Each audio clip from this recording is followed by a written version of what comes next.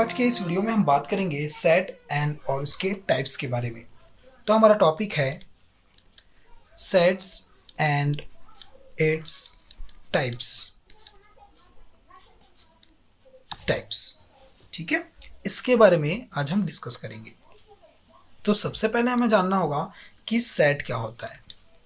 Set के बारे में जानना बहुत ही ज़रूरी है क्योंकि ये बेसिक चीज़ें हैं। तो देखते हैं सेट क्या होता है। अ set is a collection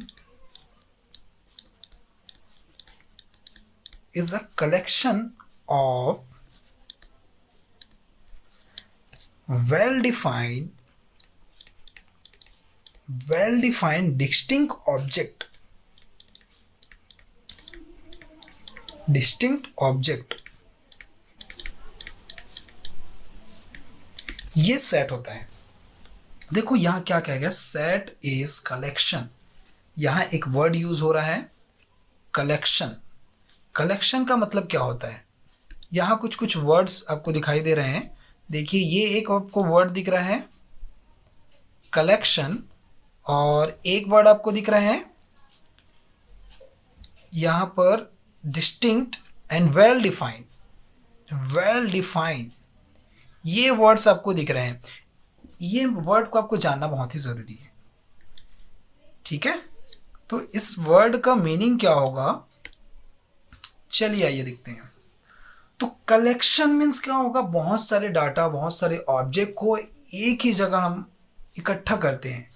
ठीक है, एक ही जगह हम मर्ज करके अगर उसे रखें हम एक ही जगह पे, तो वो कलेक्शन हो रहा है। ठीक है, और इस कलेक्शन को ही हम सेट नहीं कहेंगे। ओनली कलेक्शन अगर हो तो उसे हम सेट नहीं कहते।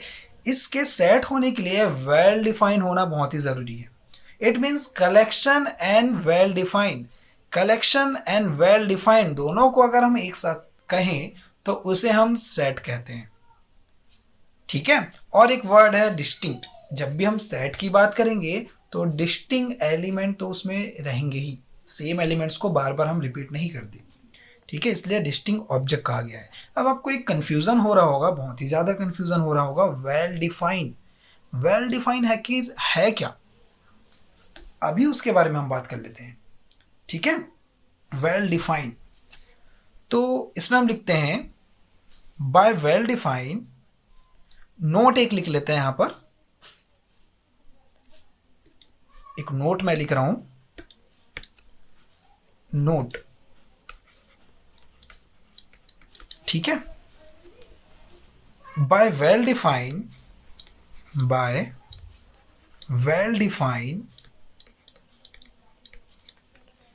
we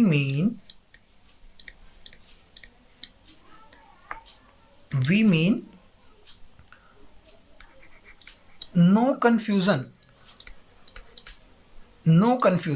ठीक है, किसी भी तरह का अगर कंफ्यूजन नहीं है, एंड नो एम्बिग्विटी। ये एक वर्ड आपको सुनने में नया लग रहा होगा, जो कि हम इसके वेल डिफाइंड के लिए यूज करते हैं, एम्बिग्विटी। ठीक है, no confusion and no ambiguity. No confusion इसका मतलब क्या हुआ कि किसी भी चीज के लिए आपका कंफ्यूजन ना हो, वो पूरा क्लियर कट हो। ठीक है, आपको जो उसका इंफॉर्मेशन पता हो वो बहुत ही क्लियर पता हो। ठीक है, और नो एम्बिग्विटी का मतलब ये है कि एम्बिग्विटी मीन्स कह सकते हैं कि कोई भी आपको चीज क्लियर नहीं है, उसके लिए कोई भी चीज अगर आपको क्लियर नहीं है, या हिंदी में कहे, शुद्ध हिंदी में अगर हम कहे तो अस्पष्ट कहते हैं। ठीक है, अस्पष्ट। तो अगर कोई भी चीज नो लगा हुआ है, इसलिए कोई भी चीज स्पष्ट होना चाहिए और उसमें कोई भी कंफ्यूजन नहीं रहना चाहिए, तब वो वेल डिफाइंड होता है। ठीक है, तो ये नोट था जो अभी हमने लिखा। ठीक है, आगे और मैं लिख रहा हूं, रिगार्डिंग इंक्लूजन और एक्सक्लूजन ऑफ एनी ऑब्जेक्ट। ठीक है, ये है वेल डिफाइंड का मीनिंग। ठीक है, कंफ्यूजन नहीं होना चाहिए, नो एम्बिग्यूटी, तो वो वेल डिफाइंड होगा। और वेल डिफाइंड है और आपने कलेक्शन बना लिया, इट मीन्स वो सेट होगा। ओके, तो ये आपका हो गया। अब आगे हम देखेंगे, अब आगे हम देखेंगे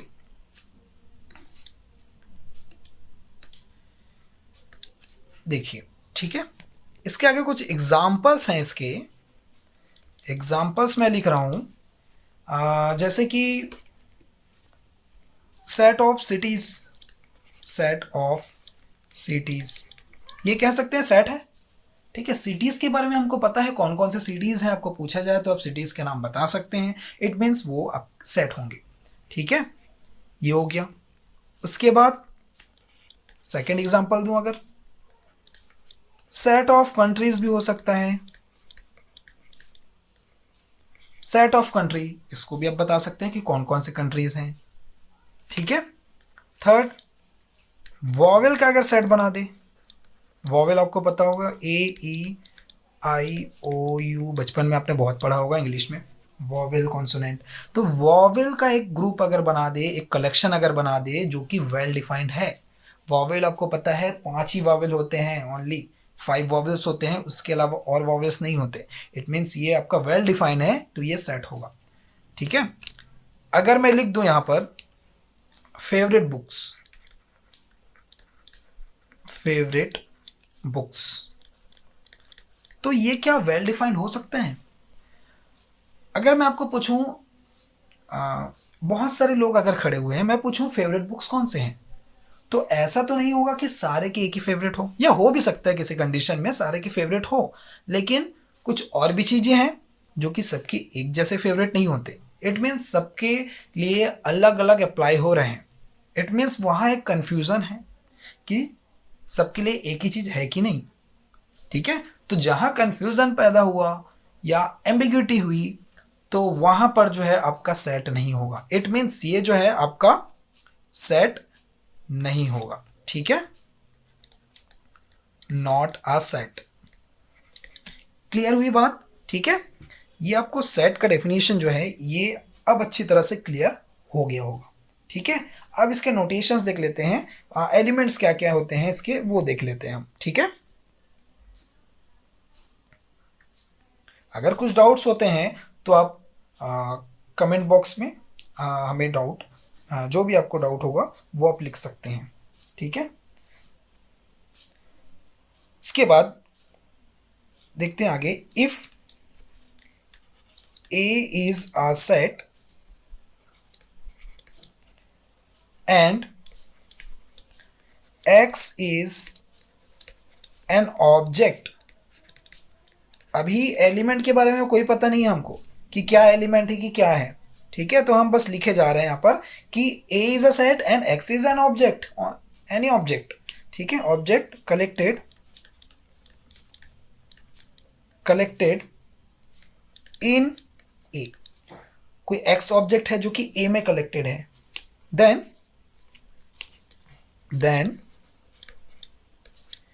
we say X is an element। इसी के बारे में तो बात कर रहे थे, X is an element in A। ठीक है, तो जो X में कलेक्टेड हुआ है या कलेक्ट करके ए के अंदर गया है, वही उसके एलिमेंट्स होंगे सेट ए के। ठीक है, denoted by X belongs to A. ठीक है, इस तरह से याद रख लो, डिनोट करते हैं। हालांकि ये बेसिक चीज़ें हैं, आई थिंक आपको पता होगा, 12th क्लास में भी आपने पढ़ा होगा। ठीक है, तो एक्स बिलोंग्स टू ए, इसको इस तरह से पढ़ते हैं। ये बेसिक चीज़ें हैं, वो आपको याद रखना है इस चीज़ को। ठीक है, भूलना नहीं है। तो ये आपका हो गया। ठीक है, एक चीज़ और एग्जांपल मैं देता हूँ। ठीक है, मैंने एक बार एक इंसान से पूछा कि आप कहाँ रहते हैं, तो वहाँ सामने से रिप्लाई आया कि मैं एक मंदिर के सामने रहता हूँ। ठीक है, तो मैंने कहा ये तो वेल डिफाइंड नहीं है, it means confirm clear cut आपको पता नहीं, मतलब पता नहीं है एड्रेस। आपने कहा मंदिर के सामने, तो कौन सी मंदिर के सामने, कहाँ पर है मंदिर, ये कुछ भी क्लियर कट नहीं है, कोई भी क्लियर नहीं है। यहाँ पर कंफ्यूजन आपको दिख रहा है, इट मीन्स इसका मतलब क्या है, मैंने अभी बताया, ये जो है आपका सेट नहीं होगा। ठीक है, तो इस तरह से आपको समझ लेना है, जहाँ कंफ्यूजन पैदा होता है, एम्बिग्विटी होती है, वहाँ पर वेल डिफाइन नहीं होता, और जहाँ वेल डिफाइन नहीं है इट मीन्स जो कलेक्शन, जो इतना भी कलेक्शन हुआ हो वो सेट नहीं हुआ। ओके, अब आगे देखते हैं। अब एक चीज़ मैं यहाँ पर लिखने जा रहा हूँ नोट के लिए। ठीक है, एक नोट मैं लिख रहा हूँ यहाँ पर, नोट। ठीक है, if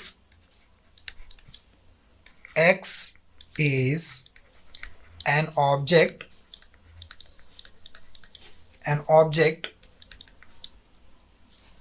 in the set x।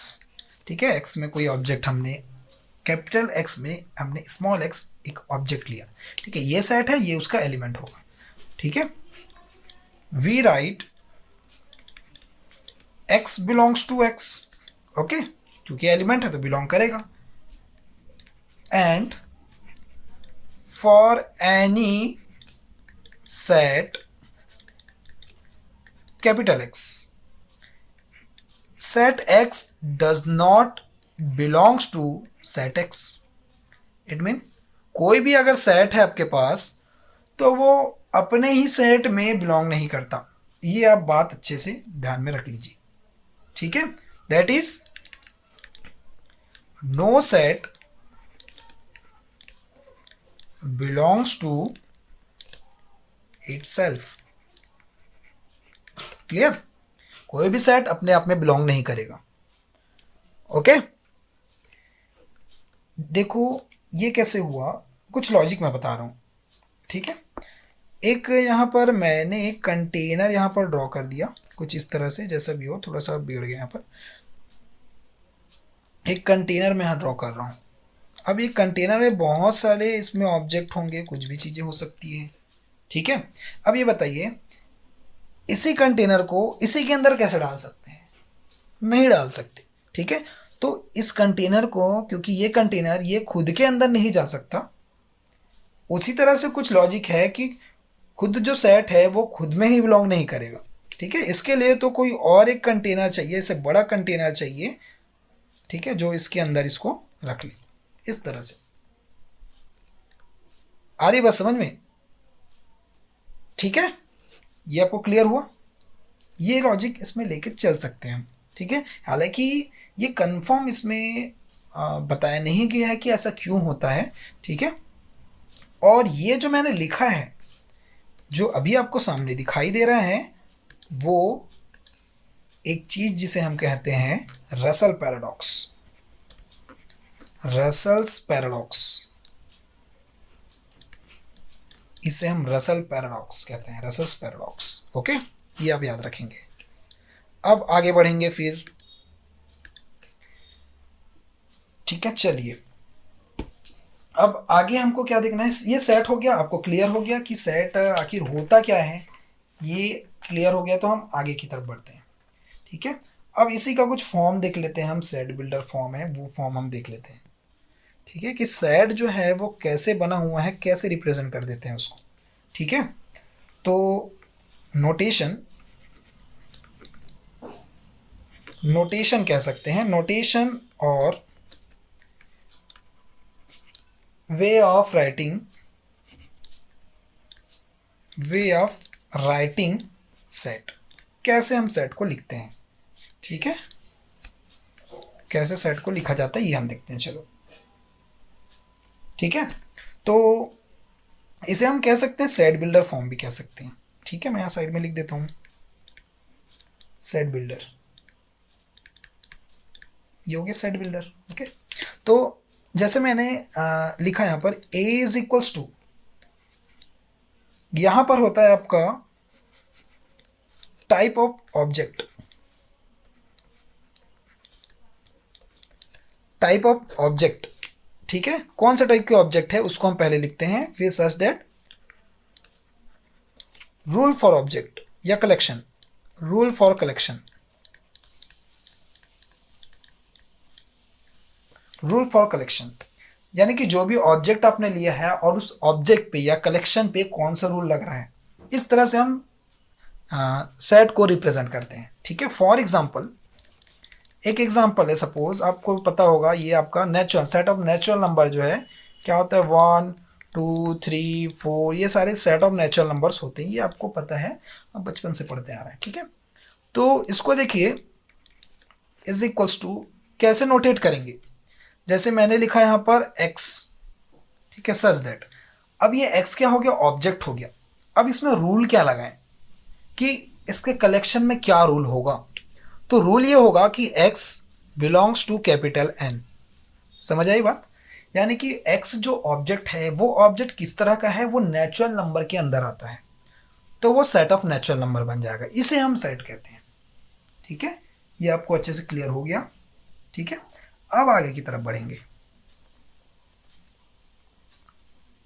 ठीक है, अब देखते हैं एम्प्टी सेट। एम्प्टी सेट क्या होता है, एम्प्टी सेट, एम्प्टी समझ आ रहा है आपको, जो सेट खाली है, कुछ नहीं है उसमें, वो एम्प्टी है। ठीक है, तो एम्प्टी सेट के बारे में हम देखते हैं। तो मैं यहां लिखने जा रहा हूं, a set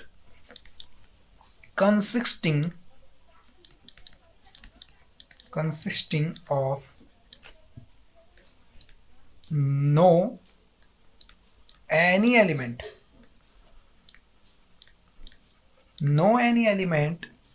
is called the empty set। बात समझ आ रही है, जो पॉइंट टॉपिक आपका लिखा हुआ है वही चीज है। एम्प्टी सेट मीन्स क्या होगा, जो भी सेट अगर उसमें कुछ एलिमेंट नहीं है, खाली है, पूरा का पूरा नल है, पूरा का पूरा, ठीक है, तो उसे हम एम्प्टी और नल सेट कहते हैं, या उसे हम वॉइड भी कहते हैं। ठीक है, वॉइड सेट भी कहते हैं। ठीक है, अब इसे डिनोट कैसे करते हैं हम, it is denoted by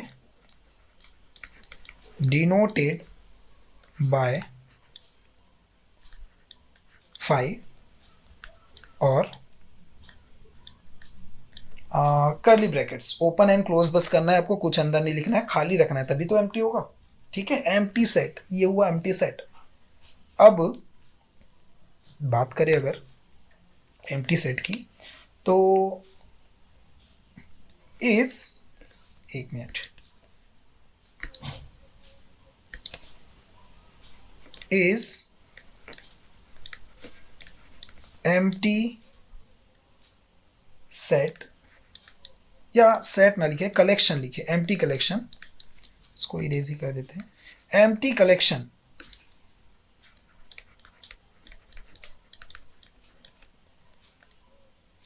well defined,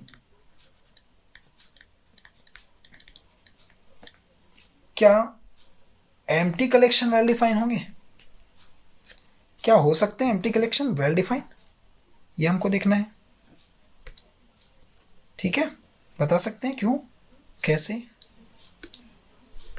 देखिए कोई भी, जैसे हमने वही एग्जांपल ले लेते हैं, बॉक्स ले लेते हैं, यहाँ पर कंटेनर जो भी ले लो, ये बॉक्स है, इस तरह से कंटेनर ले लिया हमने। अब इसमें बहुत सारे एलिमेंट्स रखे हुए हैं, बहुत सारे ऑब्जेक्ट जो भी हो सकते हैं। अब ये अभी सेट है, वेल डिफाइंड कलेक्शन रखा हुआ है इसमें, इसलिए ये आपका सेट है।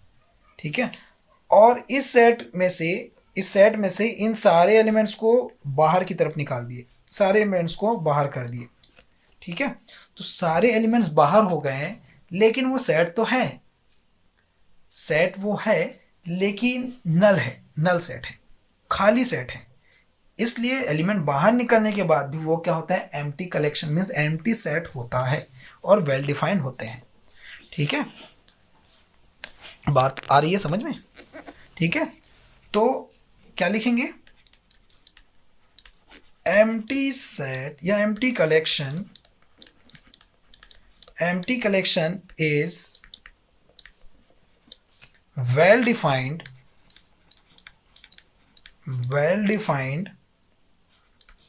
and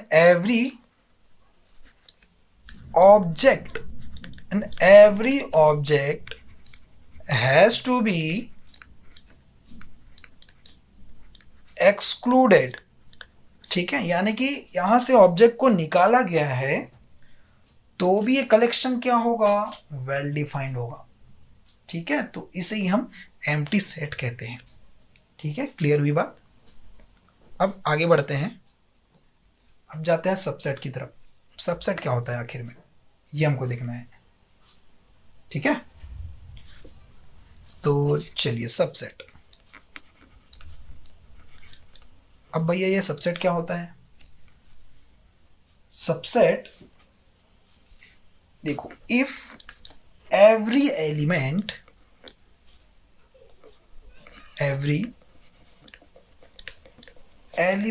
of a set A। ठीक है, कोई एक सेट ले लेते हैं। ठीक है, of a set A is also a element of a set B। यानी कि कंपैरिजन आ रहा है, इसलिए दो सेट हमको लेना पड़ेगा, एक A और एक B। Then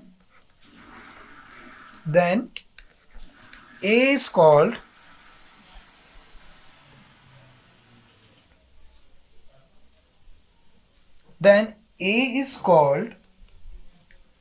a subset of B। ठीक है, it means all the elements of set A is also element of B। it means A is called a subset of B। ये इसका मतलब हुआ। it is denoted by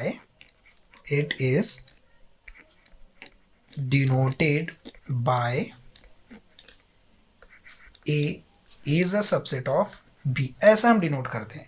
अब भैया ये होता क्या है, डायग्राम के थ्रू हम देख लेते हैं एक बार आपको, ताकि सारी चीजें क्लियर हो जाएं। ठीक है, अब एक एग्जांपल ले लिया जाए। सबसे पहले फॉर एग्जांपल, एक एग्जांपल मैं ले रहा हूं। If A is equals to हमारे पास है 1 2 3। ठीक है, B इज इक्वल्स टू है 1 2 3 4 5, इस तरह से गिवन है।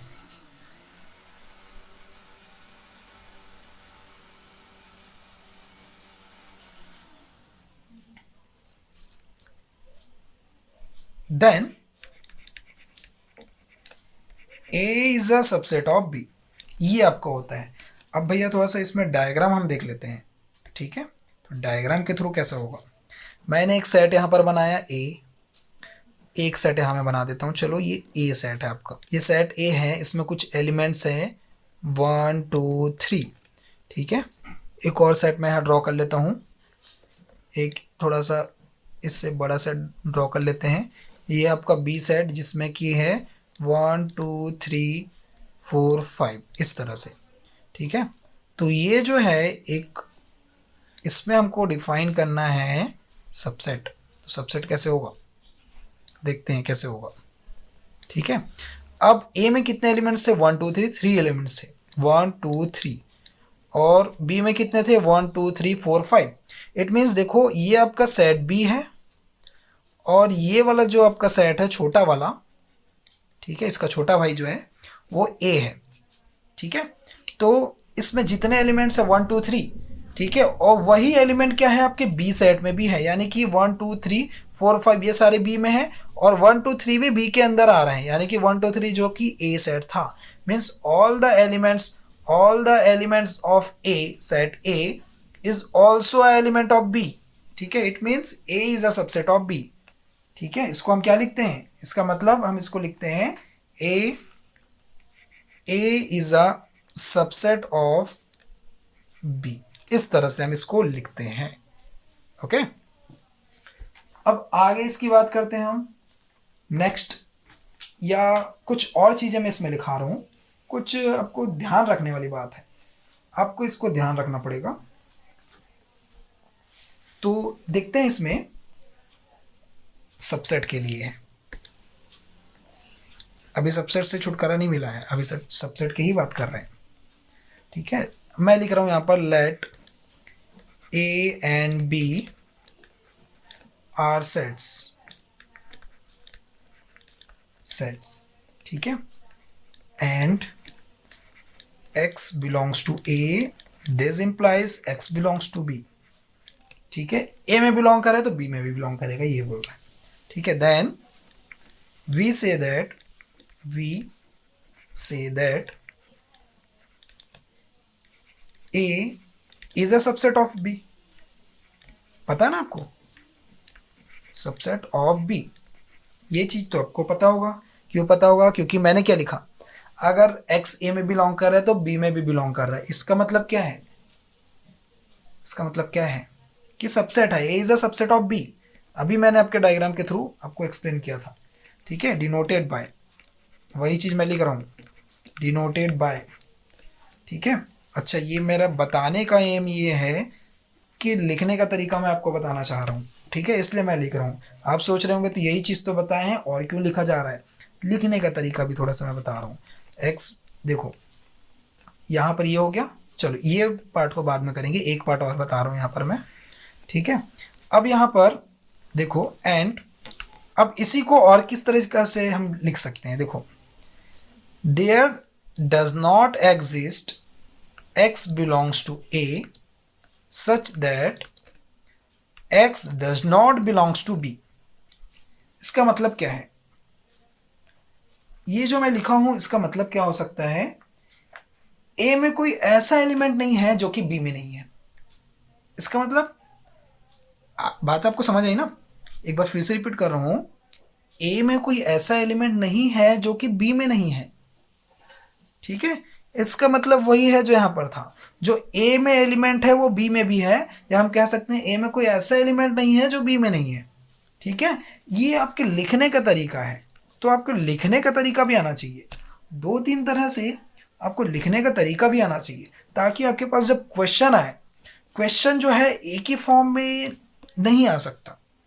हो सकता है जो आपको तरीका पता हो उस फॉर्म में ना आके उसको किसी दूसरे फॉर्म में क्वेश्चन को दे, तो वहां पर आप फंस सकते हैं।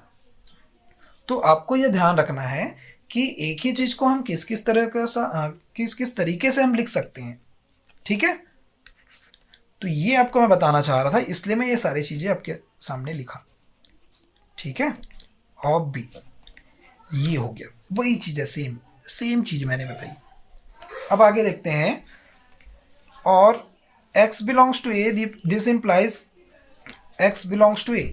इट मीन्स x नहीं आएगा, इट मीन्स क्या होगा, a is a subset of a। अगर x एलिमेंट a का है और इंप्लाइज फिर से x एलिमेंट a का हो रहा है, it means a is a subset of a। ठीक है, एक और चीज लिख रहा हूं, does not exist x belongs to phi such that x belongs to x for any x phi is a subset of x। ये आपको पता होना चाहिए, phi जो है सबका सबसेट होता है ये। ठीक है, for any x, ये वही चीज मैंने लिख दिया। यहां तक बातें आपको क्लियर हो गई? ठीक है, मैं क्या बताना चाह रहा था कि अलग अलग तरीके से हमने इसको लिखा है। ठीक है, अच्छा, जब तक आपको डेफिनेशन और थ्योरम से अप्लाई करना नहीं आएगा ना, तब तक आप क्वेश्चन सॉल्व नहीं कर पाएंगे। जब आप थ्योरम और डेफिनेशन के थ्रू उसको पढ़ के उसको अप्लाई करना जब सीख जाएंगे ना, तो क्वेश्चन भी ऑटोमेटिक आपसे सॉल्व हो जाएंगे। ठीक है, तो यही चीज आपको सीखना है यहाँ पर। ओके, फॉर एग्जाम्पल अगर हम देखें तो हम इसको ऐसा लिख सकते हैं, आपको पता ही होगा, natural number, set of natural number is a subset of set of whole number, is a subset of set of integer, is a subset of set of rational number, is a subset of set of real number, is a subset of set of complex number z। ये आपको पता ही होगा, तो ये subset का sign है। ठीक है, ये आपको हो गया। इसके बाद अब हम देखते हैं प्रॉपर सेट। ठीक है, कि प्रॉपर सेट आखिर होता क्या है, तो इसके बारे में हम बात करेंगे। प्रॉपर सेट, प्रॉपर सेट या प्रॉपर सबसेट कहें इसको, प्रॉपर सबसेट के बारे में बात करते हैं। ठीक है, अभी हमने सबसेट देखा, अब देखेंगे प्रॉपर सबसेट। प्रॉपर सबसेट क्या होता है? ठीक है, if every element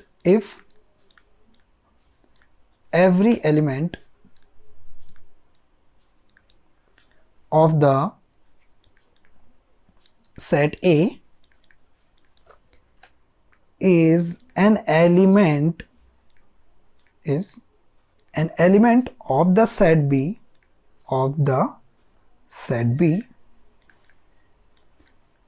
and B contains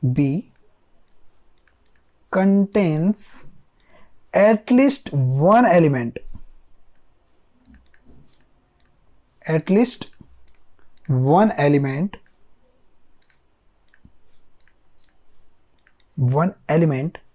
which does not belongs to A,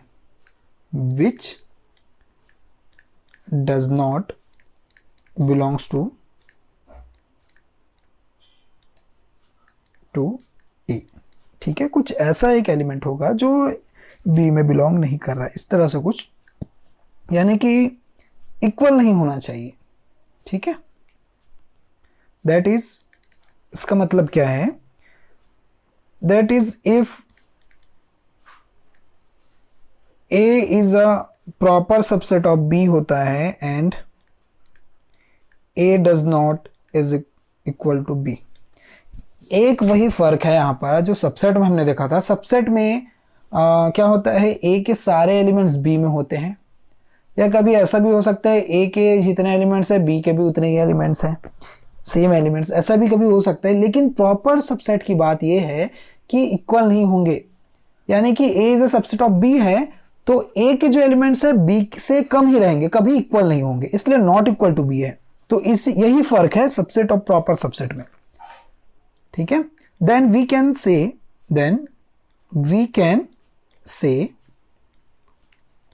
that A is proper subset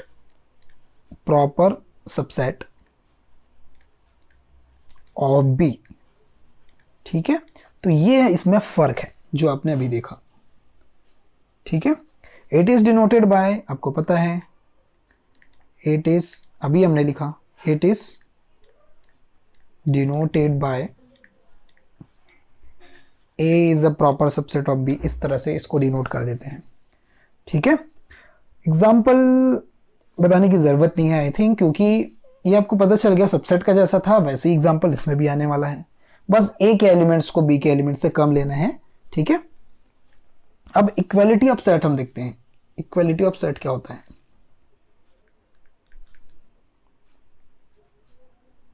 easy है, बेसिक चीजें हैं, हो सकता है आपको पता भी होंगे सारी चीजें। इक्वालिटी ऑफ सेट्स, ठीक है, मैं बस आपको एक रिवाइज करा रहा हूं। ठीक है, क्योंकि ये सारी चीजें, छोटी छोटी चीजें आपको पता रहेंगी, तभी इसे आप क्वेश्चन में कहीं पर यूज हुआ तो अप्लाई कर सकते हैं। ठीक है, यही छोटी छोटी चीजें जो है इसमें हम मात खा जाते हैं।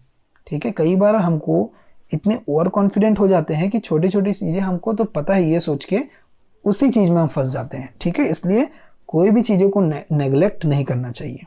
ठीक है, आपको आ रहा है बट रिवाइज जरूर कीजिए। ठीक है, if two sets A and B, equality बता रहे हैं, मीन्स दो चीजें तो हमको लेनी ही पड़ेगी जिसमें हम इक्वालिटी बताएं। तो सेट ए एंड बी लिए हमने, आर इक्वल, ठीक है, are equal, then symbolically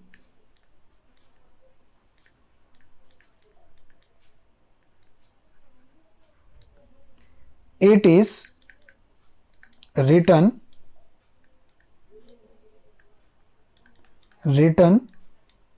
as A is equals to B। इस तरह से हम इसको लिखते हैं। इफ देखिए,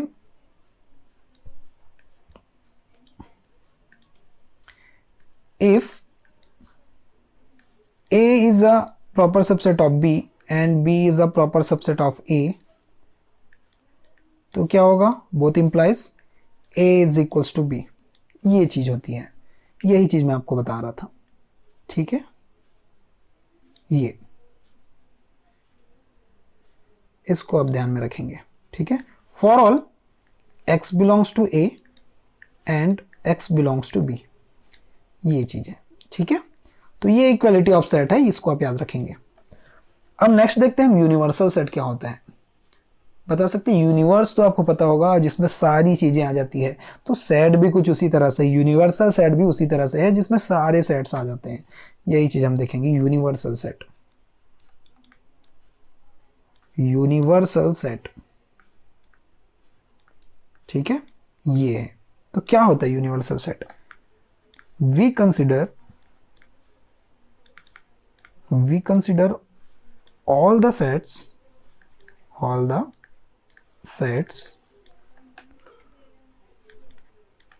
to be the subsets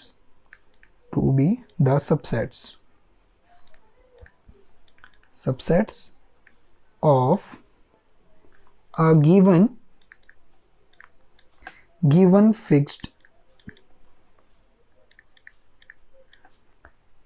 set, ठीक है, एक फिक्स्ड सेट होगा known as universal set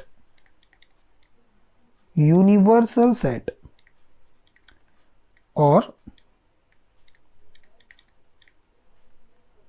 universe of discourse, ठीक है। ये इसको हम ऐसे कहते हैं, it is denoted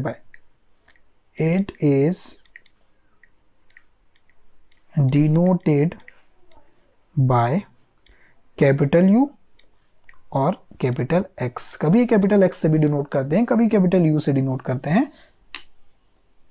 तो U से आप डिनोट कर सकते हैं, जनरली हम तो X को लेते ही हैं, ठीक है। तो यहां पर होता क्या है कि एक सेट होगा जिसमें कि सारे सबसेट्स आ जाते हैं, ठीक है, मतलब कि सारे सेट्स उसके अंदर आ जाते हैं, ठीक है। तो क्या लिख सकते हैं इसमें हम, देखो एक डायग्राम जैसे मैं ड्रॉ कर रहा हूं, अभी एक डायग्राम जैसे मैं ड्रॉ कर रहा हूं, ये इस तरह से, जैसा भी लो, एक सेट आपको लेना है, ये इस तरह से।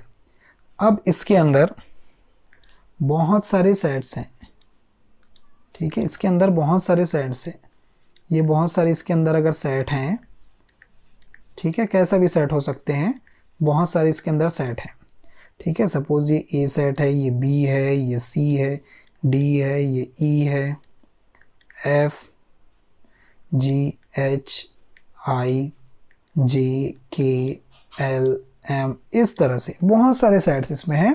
तो यहां पर देखा जाए तो ये बड़ा वाला जो सेट, जो बॉक्स आपको दिख रहा है, वो यूनिवर्सल सेट है। तो डायग्राम से क्या समझ आ रहा है कि एक यूनिवर्सल सेट है जिसके अंदर सारे सेट्स आ गए हैं, ठीक है। और ये जो सेट्स हैं, ये सारे जो दिख रहे हैं, वो सारे क्या चीज हैं, सबसेट्स हैं, ऑल सबसेट्स ऑफ यू, ठीक है। यूनिवर्सल सेट के सारे सबसेट्स होंगे, ठीक है। तो इसके अंदर सारे सेट्स आ जाते हैं यूनिवर्सल सेट के, ठीक है। तो ये मैं बताना चाह रहा था आपको। अब आगे फाइनाइट सेट क्या होता है, सिंपली पता होगा आपको। फाइनाइट सेट क्या होता है? फाइनाइट सेट जिसमें फाइनाइट नंबर ऑफ एलिमेंट्स होते हैं, ठीक है। तो क्या लिखेंगे, if a set consists of finite number of elements,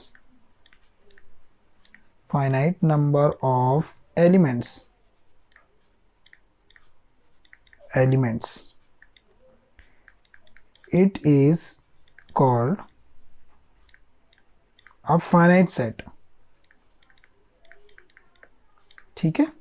क्या होता है कि नंबर ऑफ एलिमेंट्स किसी सेट में अगर फाइनाइट हो, जिसे हम काउंट कर सकते हैं, ठीक है, तो वही क्या होता है, हमारा फाइनाइट सेट होता है। फॉर एग्जाम्पल, कोई भी एग्जाम्पल ले लो, एक मैंने ले लिया, नंबर्स ले लिया 7 9 11, देखो काउंट कर सकते हैं, अभी मैंने काउंट किया 7 9 11, 3 एलिमेंट्स है, तो ये क्या होंगे, फाइनाइट होंगे, ठीक है, क्योंकि इसे हम काउंट कर पा रहे हैं, इज अ फाइनाइट सेट, ठीक है, ये फाइनाइट सेट हो गया। ये एक एग्जांपल ले लिए, एक और एग्जांपल ले लेते हैं, सेट ऑफ ऑल लेटर्स, ठीक है, letters of English alphabet,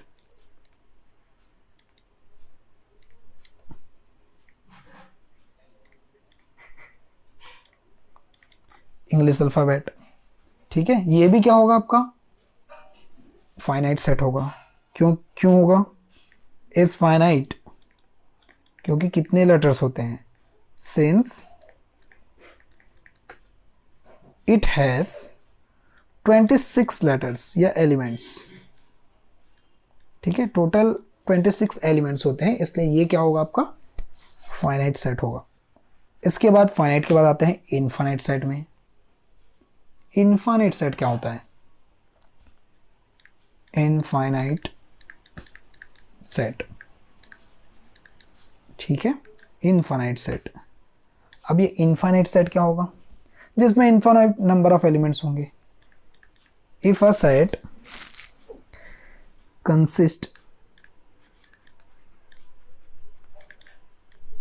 consist of an infinite number of elements, it is called infinite set, infinite set, ठीक है।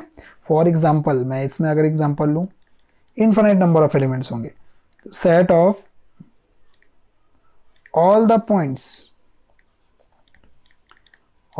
पॉइंट्स इन अ प्लेन, ठीक है, प्लेन में बहुत सारे पॉइंट्स होते हैं, ठीक है, जैसे कि एक प्लेन यहां ड्रॉ कर दूं मैं, ये एक प्लेन हो गया, ठीक है, एक प्लेन में, अब इसमें बहुत सारे पॉइंट्स है, इसको काउंट नहीं कर सकते कितने सारे पॉइंट्स से प्लेन बना है, ठीक है, तो ये क्या होगा आपका, इनफाइनाइट सेट हो जाएगा, ठीक है। एक और एग्जांपल ले लो, सेट ऑफ नेचुरल नंबर, ये फर्स्ट जैसे एग्जांपल हो गया, सेट ऑफ नेचुरल नंबर भी क्या होता है, infinite set, set of natural number, ठीक है। तो आज की वीडियो में हम इतने ही टॉपिक्स देखते हैं, उसके बाद हम नेक्स्ट जो लेसन है हमारा, उसमें हम आगे के इसके डेफिनेशंस को कवर करेंगे, ओके।